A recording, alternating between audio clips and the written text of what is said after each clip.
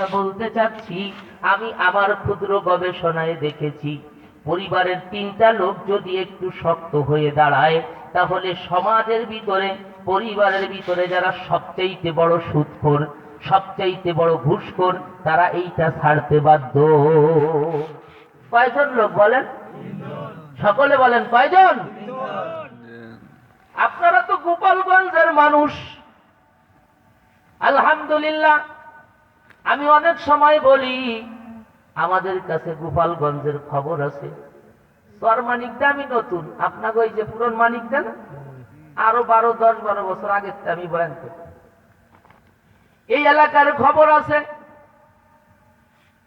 ভালো অফিসার র্যাঙ্কে চাকরি করে 8 বছর 7 বছরের মাথায় ঢাকার ভিতরে 2টা বাড়ি, গোপালগঞ্জের ভিতরে 5তলা বাড়ির মালিক। কত বেতন পায়? 42,000 টাকা। এই 42,000 টাকা বেতন দিয়ে ঢাকা শহরে থাকলে ছেলে মেয়ে নিয়ে, স্ত্রী পুত্র নিয়ে নিয়ে চলা যায়, ভালো খাওয়া যায় না, ভালো স্কুলে বাচ্চাকে পড়ানো যায় না। 7 বছরের মাথায় এত টাকার মালিক হলো কেমনি? মানুষ বোঝে না জোরে কর। এখন বাপ 5 ওয়াক্ত নামাজি, তবলিগেও যায়, এই আশপাশে যত উলামা ইকরাম, ওই কি বলে চন্দ্রদিগেলার হুজুরের কাছে যায়, গহরডাঙ্গা মাদ্রাসায় যায়, সব জায়গায় ভালো সম্পর্ক, বগিফাটের মতো দাড়ি, মাথায় পাগড়িও আছে। ওই লোকটা ওই হারাম টাকার সাথে তাল দিয়ে যাচ্ছে, খাইয়ে যাচ্ছে, জুব্বা বানাই দিচ্ছে, ছেলে খাইছে গল্প দিচ্ছে, আমার খলিল 3,000 টাকা আমার জুব্বা বানাই দিছে। আল্লাহ কয় ওই খলিল যদি 30,000 টাকা দেওয়া যায়, যাই নিয়ে বুঝতে হারাম তাহার জুব্বা গাই দিয়ে সেজদা দাও, কিয়ামত পর্যন্ত দিলেও কোনো লাভ হবে? আরে কথা বলেন না কেন? সন্দেহ আছে নাকি? খলিল যখন বাড়ি আসে, গাড়ির ভিতরে পেটি ধরে আঙ্গুর, মালটা, কমলা, বেদানা ভরা। কারণ উনি যেই পোস্টে, যেই অফিসে, যেই জায়গায় চাকরি করে, কিনতে হয় না, টেলিফোন দিলে কার্টন দিয়ে যায়। এক কথা কন মুসলমানের আওয়াজে কন। আনলো কইতে গল্প দেয়, 4 দোকানে আইসা আমার খলিল আঙ্গুর, মালটা, কমলা, বেদানা খায় কিটা, কার্টুন আনছে। আর এই 7 বছরের চাকরি হইনি, খলিল তো গেলাম ঢাকার বাসায় লাল লাল বানাই ফেলছে।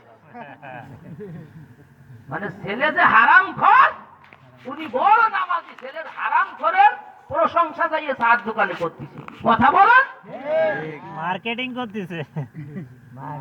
আমার প্রিয় ভাইয়েরা, ভালো করে কথাটা মনোযোগ দিয়ে শুনেন।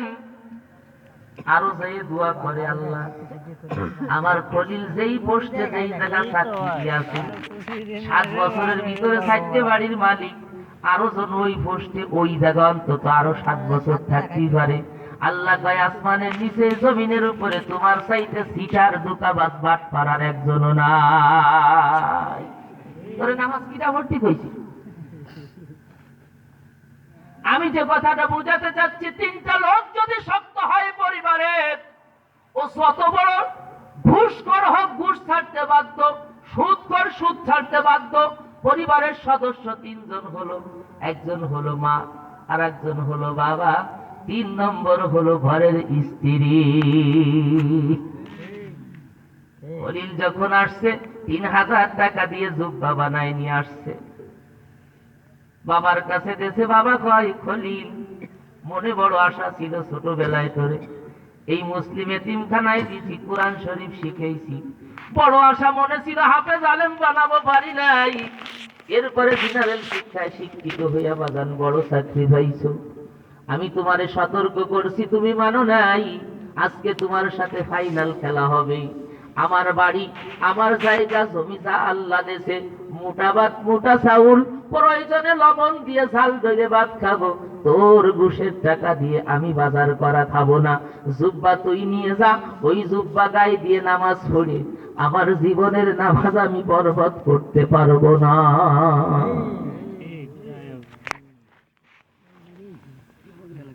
বাবা যখন চোখের পানি ছেড়ে দিয়ে সন্তানের জুব্বা ছুঁড়ে ফেলে দিয়েছে,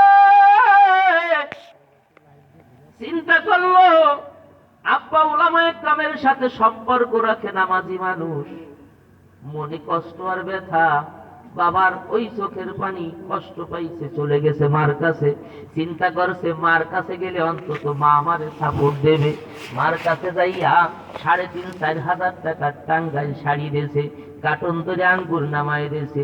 মা ডাক দিয়ে কয়, সন্তান রে, 10 মাস 10 দিন তোকে আমি গর্ভে ধারণ করেছি, ডেলিভারির কষ্ট সহ্য করেছি, ছোটবেলায় আমি তোকে মাটিতে বসাই নাই, কোলে করে কাজ করতে করতে আমার পাশরে দাগ পড়ে গেছে। ও সন্তান, আমি শুনেছি তুমি বড় অফিসার, কিন্তু তোমার উপার্জন হারাম হালাল না। এই আঙ্গুর নিয়ে যাও, তুমি যেখানে মনে চায় সেখানে নিয়ে যাও। এই কাপড় আমার পক্ষে পরা সম্ভব না, আমার তোমার উপর কোনো অভিযোগ নাই, কোনো দাবি নাই, কিন্তু বুড়ো বয়সে তোমার হারাম উপার্জনের কাপড় আমি পরে হারাম জিনিস খেয়ে আমার জিন্দেগির আমল আমি নষ্ট করতে চাই না। দুনিয়ার সামান্য চাকচিক্য, দুনিয়ার সামান্য তোমার হারাম টাকার ফল ফুরুট খেয়ে আমি চিরস্থায়ী আখিরাতের জান্নাত থেকে আমি বঞ্চিত হতে চাই না। আল্লাহর কসম করে বলি, মা যদি এভাবে প্রতিবাদী হয়, বাবা যদি এভাবে প্রতিবাদী হয়, স্ত্রীও ঘরের থেকে যদি প্রতিবাদী হয়, সন্তানকে বলতেছে, স্ত্রী বলতেছে স্বামীকে, স্বামী তোমার বেতন জাকাত থেকে উপরি 2-3 লক্ষ টাকা রুচি করো, এই টাকা আমাদের প্রয়োজন নাই, কারণ হারামের ভিতরে আরাম নাই। দুনিয়ার জীবন বড় সামান্য। কত স্বামী স্ত্রীর কাছ থেকে বিদায় নিয়ে অফিসে যায়, আর বাসায় ফিরে আসে না। কেউ অ্যাক্সিডেন্টে লাশ হয়ে যায়, কেউ বা সন্তানের ছুরির আঘাতে দুনিয়া থেকে বিদায় নিয়ে যায়। ও স্বামী, তুমি যখন বাসা থেকে অফিসে যাও, আমার দিলের ভিতরে বড় ভয় হয়, হারামকে ছেড়ে দাও। প্রয়োজনে মোটা ভাত মোটা কাপড়, প্রয়োজনে না খেয়ে থাকতেও রাজি, আমার দামি অলংকারের প্রয়োজন নাই। বারবার এভাবে যদি স্ত্রীর পক্ষ থেকেও স্বামীর হারামের ব্যাপারে প্রতিবাদ করে, ও খলিল বলতে বাধ্য হবে, যাকে জন্যি চুরি করি তারাই কয় চোর, আমার এই চুরি করার দরকার নাই। কথা জোরে কন ঠিক কিনা? আমরা হাজারো ওয়াজ করলে এই ওয়াজে তারা তো আসবেও না, শুনবি, তার সাথে তাল দিয়ে যাচ্ছ, সহযোগী হয়ে যাচ্ছ। ঘুষ খায়, তুমি তার গল্প মানুষের কাছে দিয়ে বুক ফুলোয় তুমি তার গল্প দিচ্ছ। এগুলো কোন ইমানদার, কোন জান্নাতি মানুষ, কোন আল্লাহওয়ালা, কোন আল্লাহর মহব্বতের মানুষের সিফাত আর গুণ হতে পারে না। আশিকেরা রোজে মাহশার বাকিয়ামত কারনিস,